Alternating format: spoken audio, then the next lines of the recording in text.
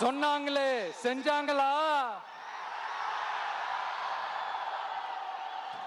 அதாவது ஒரு படத்துல நம்ம வடிவேல் சார் இந்த எம்டி பாக்கெட்டை எடுத்து இப்படி காட்டுவார் தெரியுமா?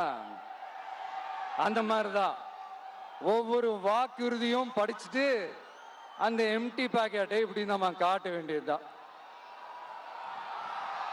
இப்ப நம்ம அந்த நாமக்கல் மாவட்டத்துல வாக்குறுதிகளா அது செய்வோம் இது செய்வோம்னு நிறைய சொன்னாங்களே, அதுல ஒரு சின்ன லிஸ்ட் மட்டும் இப்ப நம்ம பார்ப்போம்.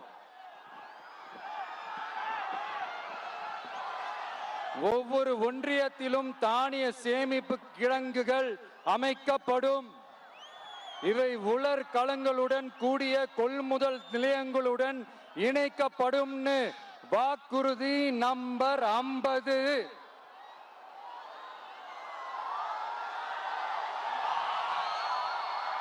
கொப்பரை தேங்காயை தமிழக அரசே கொள்முதல் செய்யும். அதிலிருந்து தேங்காய் எண்ணெயை உற்பத்தி செய்து நியாய விலை கடைகள் மூலம் விற்பனை செய்ய நடவடிக்கை எடுக்கப்படும். வாக்குறுதி நம்பர் 66.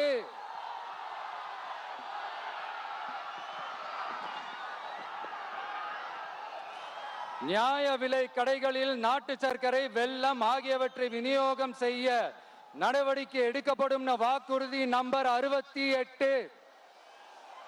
அரசு ஊழியர்கள் மற்றும் ஆசிரியர்களுக்கு மட்டும் இல்ல, போக்குவரத்து ஊழியர்களுக்கும் பழைய ஓய்வூதிய திட்டம் செயல்படுத்தப்படும். வாக்குறுதி நம்பர் 152.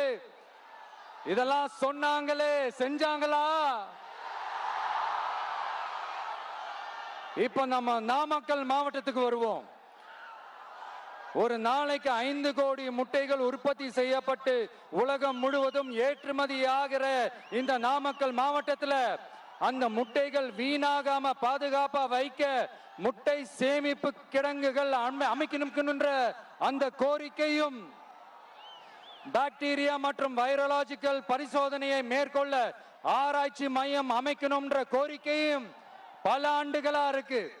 ஆனா அதை இதுவரைக்கும் ஆண்ட கட்சிகளும் சரி, இப்ப ஆளும் கட்சிகளும் சரி, அதை பத்தி கொஞ்சம் கூட யோசிக்கவே இல்லை. அப்புறம் திமுக எம்எல்ஏவுக்கு சொந்தமான ஒரு மருத்துவ கல்லூரியில் நடைபெற்ற கிட்னி திருட்டு, அதுதான் நாடறிஞ்ச விஷயமாச்சு.